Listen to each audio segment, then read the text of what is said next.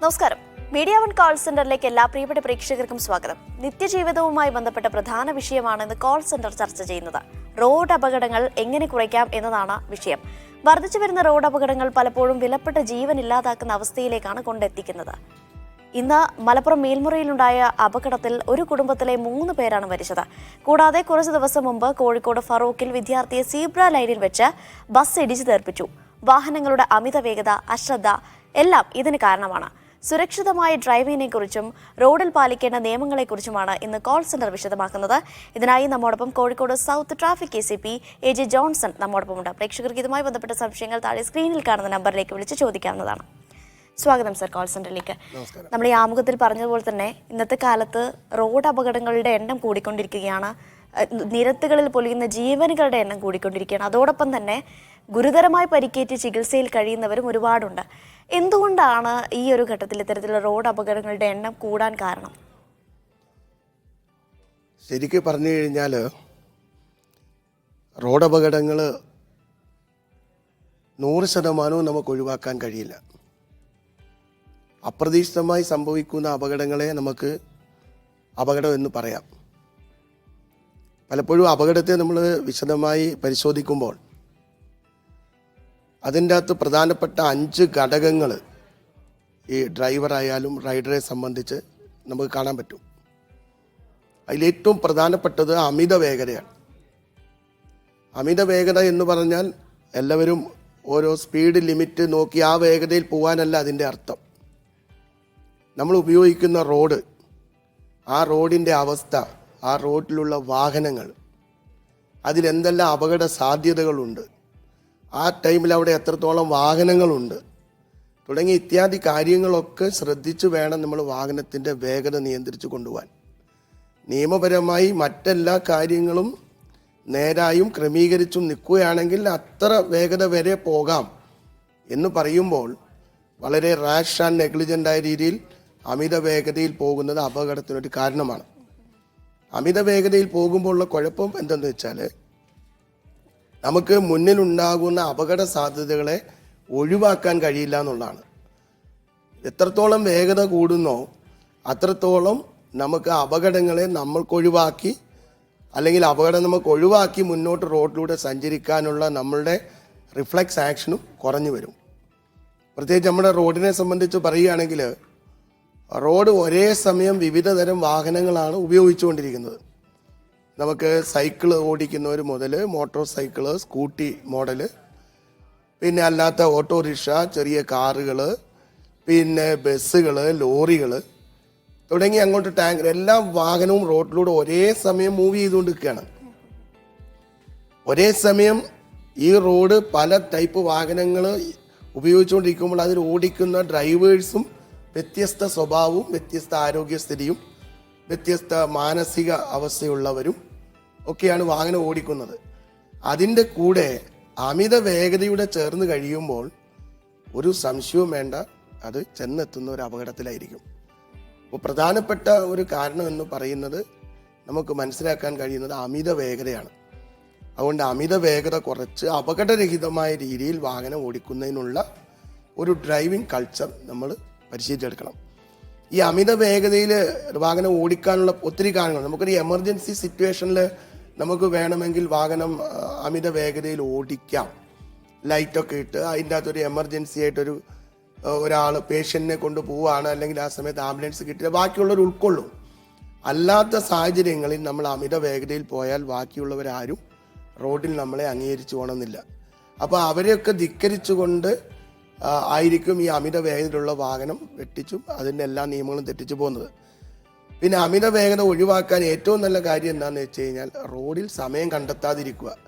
പല ആൾക്കാരും റോഡിൽ സമയം കണ്ടെത്തുക എന്ന് പറഞ്ഞാൽ അവർ ഇപ്പോൾ 1 മണിക്കൂർ കൊണ്ട് ഓടിയെത്തേണ്ട സ്ഥലത്ത് 50 മിനിറ്റ് കൊണ്ട് ഞാൻ അവിടെ എത്തും, ഞാൻ എത്തിച്ചിരിക്കും, അതെൻ്റെ ഒരു ഡ്രൈവിൻ്റെ കഴിവാണ് എന്ന് സ്വയം ധരിച്ചുകൊണ്ട് റോഡിൽ സമയം കണ്ടെത്തുന്ന ആ സ്വഭാവം നമ്മൾ മാറ്റണം. മറ്റെല്ലാ സ്ഥലത്തും നമ്മൾ മുന്നമേ ഇറങ്ങുന്നത് പോലെ നമ്മളിപ്പോൾ വിവാഹ കാര്യങ്ങൾക്കായാലും മറ്റ് പ്രധാന ചടങ്ങുകൾക്കൊക്കെ നമ്മൾ അല്പം നേരത്തെ ഇറങ്ങും.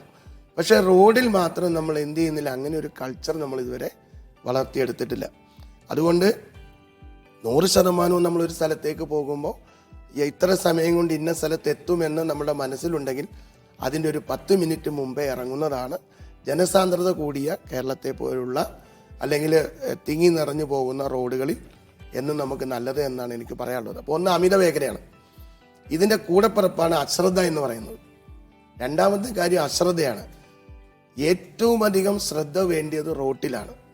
നമ്മൾ പഠിക്കുന്ന സമയത്തോ അല്ലെങ്കിൽ മറ്റെന്തെങ്കിലും കാര്യങ്ങൾ ചെയ്യുന്നതിനേക്കാൾ ഉപരി ശ്രദ്ധ വേണം. കാരണം ഒരേ സമയം ഞാൻ നേരത്തെ പറഞ്ഞ പോലെ വിവിധ വാഹനങ്ങൾ, വിവിധ രീതിയിലുള്ള ആളുകൾ, വിവിധ സ്വഭാവക്കാർ, വിവിധ ആരോഗ്യ പ്രശ്നങ്ങളുള്ളവർ, കാഴ്ച പ്രശ്നങ്ങളുള്ളവർ, പല ആൾക്കാരാണ് വാഹനം ഓടിക്കുന്നത്.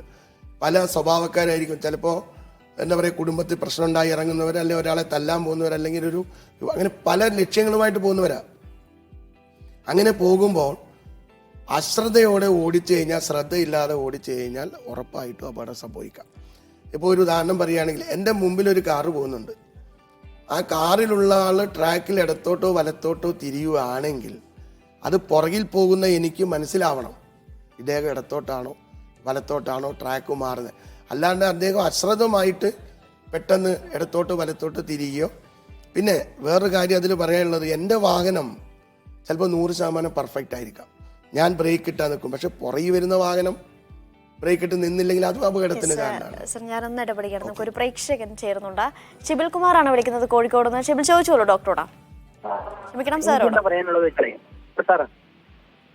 കേൾക്കാം. ഈ നിയമപരമായിട്ട് പാലത്തിന്റെ മുകളിൽ വാഹനം പാർക്ക് ചെയ്യാൻ പാടില്ല.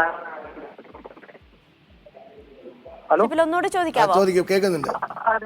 ഈ നിയമപരമായിട്ട് പാലത്തിന്റെ മുകളിൽ വാഹനം പാർക്ക് ചെയ്യാൻ പാടില്ല എന്നാണ് നമ്മുടെ നിയമം. അതെ അതെ. അപ്പോ നമ്മളെ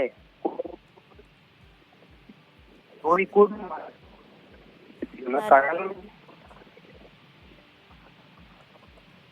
പാർക്ക് ചെയ്യാണ്. അവിടെ ഒരു തീരദേശ മേഖലയാണ്.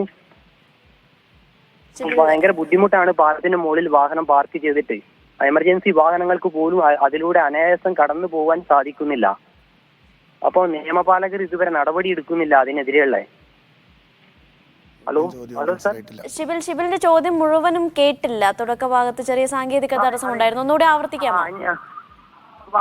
അതായത് പാലത്തിന്റെ മുകളിൽ പാർക്ക് ചെയ്യാൻ പറ്റണം. പാലത്തിന്റെ മുകളിൽ ഏത് പാലമാണ് ഉദ്ദേശിക്കുന്നത് ഷിബിലെ? അത് ഈ കടൽ ഞാൻ പറഞ്ഞുതരാം. ഈ കോഴിക്കോട്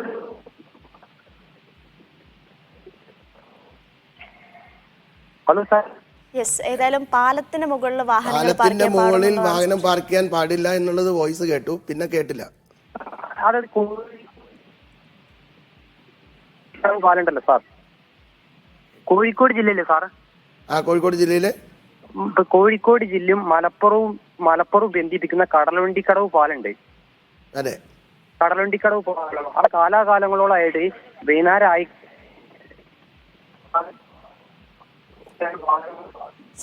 ചെറിയ സാങ്കേതിക തടസ്സം ഉണ്ടാക്കുള്ളൂ. അദ്ദേഹം പറയുന്നത് കടലുണ്ടി പാലത്തിന് സമീപം, ഇത്തരത്തിൽ പാലത്തിന് സമീപം വാഹനങ്ങൾ പാർക്ക് ചെയ്യുന്നുണ്ട്, പക്ഷെ നടപടി ഉണ്ടാവുന്നില്ലല്ലോ എന്നുള്ളതാണ്. അത് ശ്രദ്ധയിൽപ്പെട്ട സ്ഥിതിക്ക് അത് ബന്ധപ്പെട്ട നടപടികൾ അതിനുണ്ടാവും. ഒരു സംശയം വേണ്ട. പാലത്തിന്റെ മുകളിൽ അപകടകരമായി വാഹനം പാർക്ക് ചെയ്തതിന് അത് നടപടി ഉണ്ടാവും ഷിബിൽ. സർ, നമ്മൾ തിരിച്ചു വരുമ്പോൾ സർ പറഞ്ഞ അവസാനിപ്പിച്ചത് അശ്രദ്ധയാണ്. ഇപ്പൊ ഞാൻ സംസാരിച്ചോണ്ട് ആദ്യം പറഞ്ഞത് അമിത വേഗതയാണ്, രണ്ടാമത് അശ്രദ്ധയെ പറ്റിയാ പറയുന്നത്. ഈ ശ്രദ്ധ മരിക്കുന്നിടത്ത് മരണമുണ്ടാകും എന്നാണ് നമ്മുടെ റോട്ടിലെ ഒരു.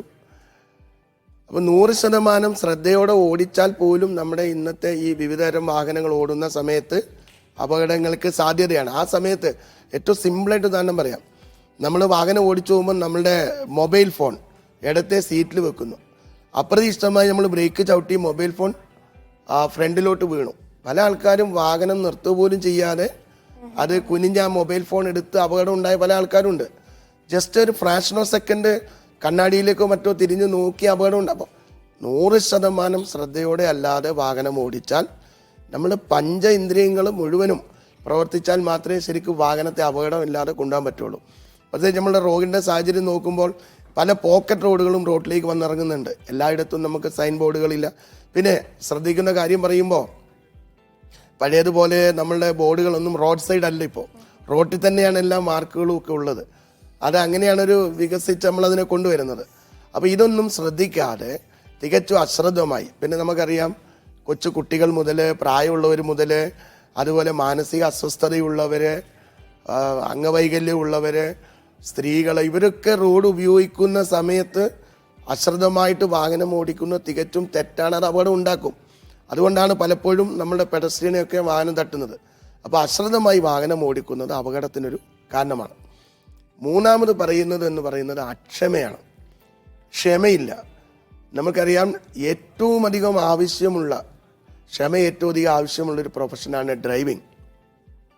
പല ആൾക്കാരും തീരെ ക്ഷമയില്ലാതെ ശോഭിച്ചുകൊണ്ട് ചിലപ്പോൾ ഒരു ഹോൺ അടിച്ചാൽ മതി, അദ്ദേഹത്തിൻ്റെ ക്ഷമ കെടും. ചിലപ്പോൾ ഒരു സിഗ്നലിൽ ഒരു 10 മിനിറ്റ് നിന്നാൽ മതി, അദ്ദേഹത്തിൻ്റെ ക്ഷമ കെടും. അല്ലെങ്കിൽ മുന്നിൽ പോകുന്ന ഏതെങ്കിലും ഒരു വാഹനം ഓവർടേക്ക് ചെയ്ത് പോയാൽ ഇങ്ങനെ പല വിധത്തിൽ അദ്ദേഹത്തിൻ്റെ ക്ഷമ നഷ്ടപ്പെടുകയും അക്ഷമയോടുകൂടി വാഹനം ഓടിക്കുകയും ചെയ്യും. ഇപ്പോൾ ഉദാഹരണം പറയുകയാണെങ്കിൽ ചിലപ്പോൾ ഓപ്പോസിറ്റിൽ ഒരാൾ തെറ്റായിട്ട് കയറി വരികയായിരിക്കാം. നമ്മൾ അവരെ ഉൾക്കൊള്ളുക. അദ്ദേഹം ഒരു തെറ്റ് ചെയ്ത് നമ്മുടെ ക്ഷമയൊക്കെ നഷ്ടിച്ച ആൾ വരട്ടെ, ഞാൻ എൻ്റെ ട്രാക്കിലാണ് പോകുന്നത് എന്ന് വിചാരിക്കാതെ ഒരാൾ റോഡിലൊരു തെറ്റ് ചെയ്യുമ്പോൾ അത് നമ്മൾ അപകടം ഒഴിവാകുന്നതിന് വേണ്ടി നമ്മൾ ക്ഷമയോടെ നമ്മുടെ വാഹനം ചവിട്ടി നിർത്തി കൊടുക്കുക.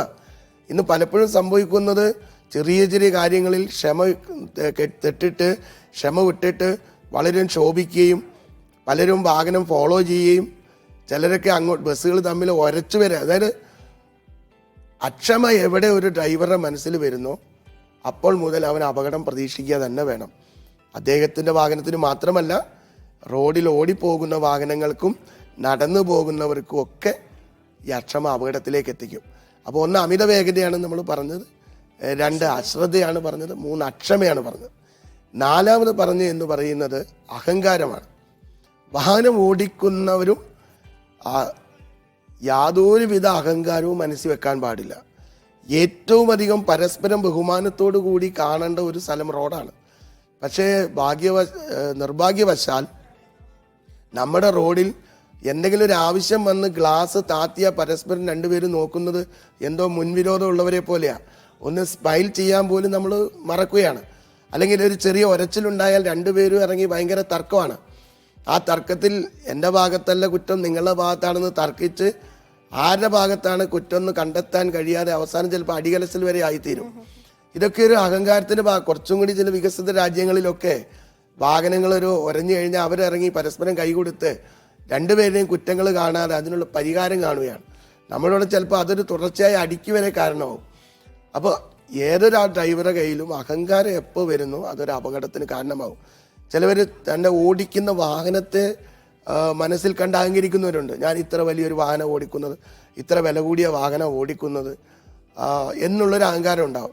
ചിലവർക്ക് അവനെന്താ മര്യാദക്ക് പോയാലുള്ള കുഴപ്പം, അല്ലെങ്കിൽ ആ ഡ്രൈവർക്ക് എന്താ അങ്ങനെ വരേണ്ട കാര്യം, അതെന്താ ബസ്സുകാരൻ ഇങ്ങനെ വരുന്നത്, ഇങ്ങനെ തന്നെത്താൻ ഓരോ കാര്യങ്ങൾ ചിന്തിച്ചുകൊണ്ട് തൻ്റെ വാഹനത്തെയോ അല്ലെങ്കിൽ മറ്റൊരാൾ ചെയ്ത പ്രവൃത്തിയോ അല്ലെങ്കിൽ തൻ്റെ കഴിവിലൊക്കെ അഹങ്കരിക്കുന്നവരുണ്ട്. ഞാൻ നേരത്തെ പറഞ്ഞില്ലേ, 1 മണിക്കൂർ കൊണ്ട് എത്തേണ്ട ദൂരം ഞാൻ 50 മിനിറ്റ് കൊണ്ട് എത്തിച്ചിരിക്കും എന്നൊക്കെ. അഭിമാനം നല്ലതാണ്, പക്ഷെ അത് അഹങ്കാരത്തിലേക്ക് നീങ്ങുമ്പോൾ പലപ്പോഴും അത് അപകടത്തിന് കാരണമാവും. ഒന്നുകൂടി ഇടപെടുകയാണ്, ഒരു പ്രേക്ഷകൻ ചേരുന്നുണ്ട്. സെയ്ദ് മുഹമ്മദ് ആണ് വിളിക്കുന്നത്, പെരിന്തൽമണ്ണയിൽ നിന്ന്. സെയ്ദ്, ചോദിച്ചോളൂ സംശയം. ഞാൻ വാഹനം ഓടിക്കുന്ന ആളാണ്.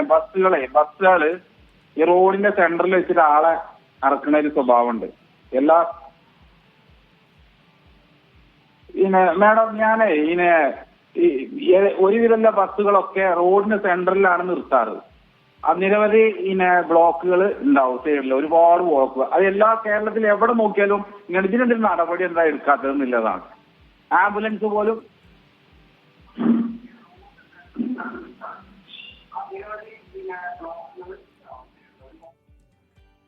സെയ്ദ്, ടെലിവിഷനിൽ ശ്രദ്ധിക്കാതെ ഫോണിൽ മാത്രം ശ്രദ്ധിച്ച് സംസാരിക്കാമോ?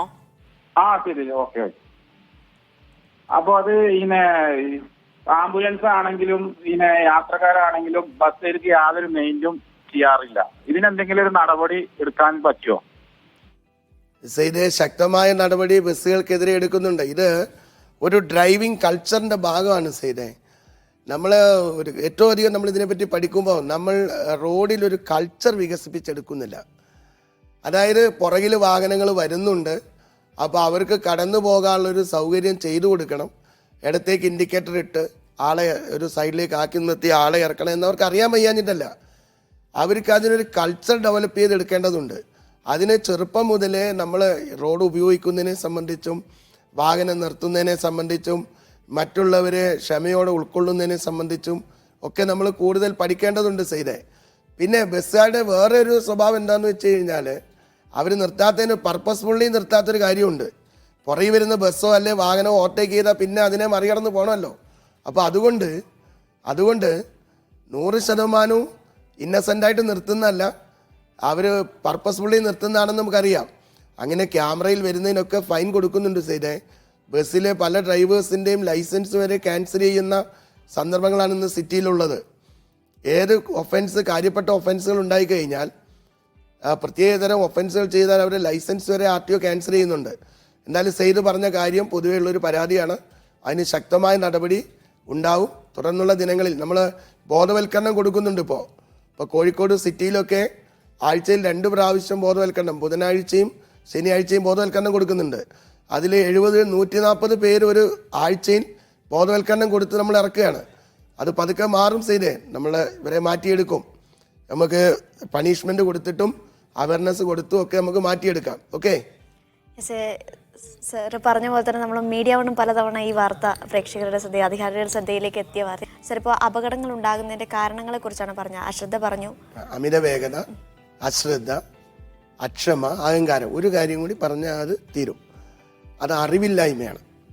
താൻ ഓടിക്കുന്ന വാഹനം ഏത് ടൈപ്പാണെന്നോ, താൻ പോകുന്ന വാഹനം റോഡ് ഏതാണെന്നോ, അല്ലെങ്കിൽ അവിടെ ഏതൊക്കെ വാഹനങ്ങൾ എന്തൊക്കെയാണ് എന്നോ, അല്ലെങ്കിൽ അതിൻ്റെ സൈൻ ബോർഡുകൾ എന്താണെന്നോ, ഈ റോഡിനെ സംബന്ധിച്ചും താൻ ഓടിക്കുന്ന വാഹനങ്ങളെ സംബന്ധിച്ചും ചുറ്റുപാടുകളെ സംബന്ധിച്ചും റൂളുകളെ സംബന്ധിച്ചും ഒക്കെയുള്ള അറിവില്ലായ്മയും പലപ്പോഴും അപകടത്തിന് കാരണം. ഏറ്റവും ഉദാഹരണമായിട്ട് പറയുകയാണെങ്കിൽ പലപ്പോഴും ഈ ടയറുകൾ പോകുന്ന റോഡിൽ അധികം പായലോ തെന്നലോ ഉണ്ടാവില്ല. പലപ്പോഴും ഇങ്ങനെ ടേണിംഗ് ഉള്ള സ്ഥലത്ത്, ടയർ പോകാത്ത സ്ഥലത്ത് പായലൊക്കെ ആയിട്ട് അല്ലെങ്കിൽ ഒരു സ്ലിപ്പറി മോഡിലായിരിക്കും ഉണ്ടാവുക. അവിടെയൊക്കെ പോകുമ്പോൾ നമ്മൾ അറിഞ്ഞിരിക്കണം, ആ ടയർ പോകാത്ത തീരെ വാഹനങ്ങൾ കയറാത്ത ഭാഗത്തൊക്കെ സ്ലിപ്പ് ഉണ്ടാവാൻ സാധ്യതയുണ്ട്. അങ്ങനെ ഇങ്ങനെ ഒത്തിരി കാര്യങ്ങൾ നമ്മൾ ഇതിനെപ്പറ്റി റോഡിനെ പറ്റി അറിയാനുണ്ട്. അപ്പോൾ ഞാൻ 5 കാര്യങ്ങളാണ് പറഞ്ഞു. 1 അമിത വേഗത, 2 അശ്രദ്ധ, 3 അഹങ്കാരം, 4 അക്ഷമ, 5 അറിവില്ലായ്മ. ഈ കാര്യങ്ങളാണ് റോഡിൽ അപകട പ്രധാന കാരണങ്ങൾ. സാർ, വേറൊരു കാര്യം കൂടിയുണ്ട്. അതായത് ഇപ്പം നമ്മൾ ഈ ആമുഖത്തിൽ സൂചിപ്പിച്ചതുപോലെ തന്നെ കഴിഞ്ഞ ദിവസം സീബ്ര ലൈനിൽ വെച്ചൊരു കുട്ടിയെ ബസ് ഇടിച്ച് തെറിപ്പിക്കുന്ന ഒരു സാഹചര്യമൊക്കെ. പക്ഷേ ഈ സീബ്ര ലൈൻ എന്തിനാണ്, എങ്ങനെയാണ് അത് ഉപയോഗിക്കേണ്ടത് എന്നതിനെ പറ്റിയിട്ടൊക്കെ ഇപ്പോഴും ഒരു അറിവില്ലായ്മ ഉണ്ട് എന്നാണ് മനസ്സിലാക്കുന്നത്. അതിനെക്കുറിച്ചൊന്ന് വിശദം. ഈ സീബ്ര ലൈൻ നമ്മൾ വരച്ചിട്ടിരിക്കുന്നത് തുടർച്ചയായിട്ട് വാഹനങ്ങൾ ഇങ്ങനെ പോകുമ്പോൾ പെഡസ്ട്രിയൻ ക്രോസ് ചെയ്യാൻ വേണ്ടി അടയാളപ്പെടുത്തിയിട്ടിരിക്കുന്നതാണ്. അപ്പോൾ ഇത് 2 പേര് ശ്രദ്ധിക്കേണ്ടതുണ്ട്. ആദ്യം പെഡസ്ട്രിയനെ പറയാം. പെഡസ്ട്രിയൻ ചാടി സീബ്ര ലൈനിലേക്ക് ഇറങ്ങാൻ പാടില്ല. വാഹനങ്ങളിങ്ങനെ ഫ്രീ ആയിട്ട് ഫ്ലോ ചെയ്തുകൊണ്ടിരിക്കുമ്പോൾ ഇവരവിടെ നിന്ന് കഴിയുമ്പോഴേ വാഹനം ഓടിക്കുന്നവരെ ശ്രദ്ധയിൽ പെടുകയുള്ളൂ. അങ്ങനെ നോക്കി ആദ്യം വലത്തോട്ടും പിന്നെ ഇടത്തോട്ടും മാറി മാറി നോക്കി വേണം, വാഹനം വരുന്നില്ല എന്ന് ഉറപ്പുവരുത്തി വേണം ക്രോസ് ചെയ്യാൻ. അങ്ങനെ അവർ സീബ്രയിലേക്ക് പ്രവേശിച്ചു കഴിഞ്ഞാൽ വരുന്ന വാഹനം ചവിട്ടി നിർത്തണം. അതിനുവേണ്ടി നമ്മൾ ഡബിൾ ലൈൻ വരച്ചിട്ടുണ്ട് കുറച്ച് മുമ്പിൽ. അവിടെ വേണം നിർത്താൻ, അല്ലാണ്ട് സീബ്ര ലൈനിൽ കൊണ്ടു നിർത്തരുത്. ഇങ്ങനെ നിർത്തി ഇവർ ക്രോസ് ചെയ്യുമ്പോൾ ചിലരൊക്കെ ഫോൺ വിളിച്ചിട്ടും വളരെ അലസമായിട്ട് ചെയ്യുന്നതാണ്. അവരെത്രയും പെട്ടെന്ന് അപ്പുറത്തെ റോഡിലെത്തുക എന്നുള്ളതാണ് അവരുടെ ഒരു ലക്ഷ്യമാവേണ്ടത്. അറ്റ് ദ സെയിം ടൈം വാഹനം ഓടിക്കുന്നവർ ഒരു വളരെയധികം ശ്രദ്ധിക്കേണ്ട കാര്യമുണ്ട്. ഏതെങ്കിലും ഒരു വാഹനം സീബ്ര ലൈനിൽ നിർത്തി കൊടുത്താൽ അപ്പോൾ നമുക്ക് ദൂരെ നിന്ന് കാണാൻ പറ്റും. സീബ്ര ലൈനിൽ ഒരു വാഹനം നിൽക്കുകയാണെങ്കിൽ അതിൻ്റെ വലത്തോടി ഇടത്തോടി ഒന്നും ഓവർടേക്ക് ചെയ്ത് പോകരുത്. അങ്ങനെ പോകുമ്പോഴാണ് ഏറ്റവും കൂടുതൽ അപകടങ്ങൾ ഉണ്ടാകുന്നത്. അതുകൊണ്ട് സീബ്ര ലൈൻ യൂസ് ചെയ്യുന്നവരും വാഹനം ഓടിക്കുന്നവരും 2 പേരും ശ്രദ്ധിച്ചാൽ മാത്രമേ സീബ്ര ലൈനിൽ അപകടങ്ങൾ കുറയ്ക്കാൻ പറ്റൂ. സീബ്ര ലൈനിൽ ഉണ്ടാകുന്ന അപകടങ്ങൾ അതീവ ഗൗരവമായി നമ്മൾ കാണുന്നുണ്ട്. അതിന് ശക്തമായ നടപടിയും ലൈസൻസ് ക്യാൻസലിംഗ് അടക്കമുള്ള പ്രൊസീജിയർ നമ്മൾ പാലിക്കുന്നുണ്ട്. യെസ് സാറേ, അതുപോലെ തന്നെ ഈ ബോധവൽക്കരണം എന്ന് പറയുന്നത് ഒരു പ്രധാനപ്പെട്ട ഘടകമല്ല. അതിപ്പോൾ ഡ്രൈവർമാർക്കായാലും സാധാരണ ജനങ്ങൾക്കായാലും. അതെ, ഇപ്പം നമ്മൾ ബോധവൽക്കരണം ധാരാളമായി കൊടുക്കുന്നുണ്ട്. പോലീസ് നമ്മളല്ലേ, പോലീസ് സിറ്റിക്കകത്ത് ആഴ്ച 2 പ്രാവശ്യം ബോധവൽക്കരണം കൊടുക്കുന്നുണ്ട്. RTO അതുപോലെ അവരുടെ വിങ്ങിൽ കൊടുക്കുന്നുണ്ട്. എടപ്പാളൊക്കെ വലിയ ക്ലാസ് ഉണ്ട്.